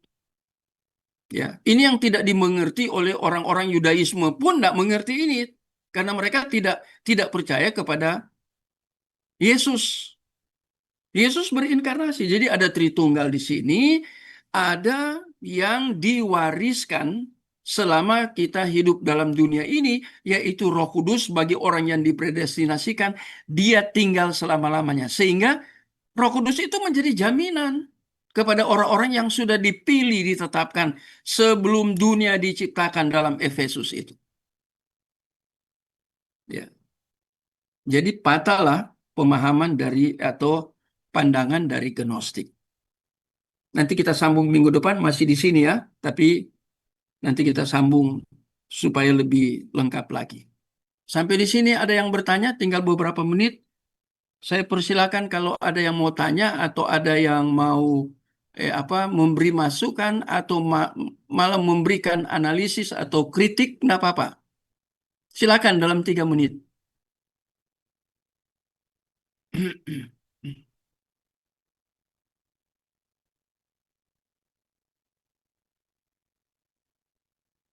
Silakan.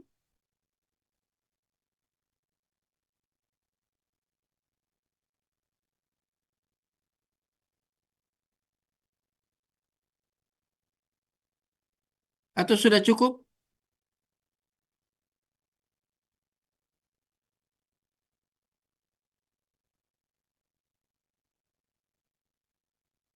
Kalau sudah cukup, kita tutup ya. Sudah tidak ada yang tanya lagi ya.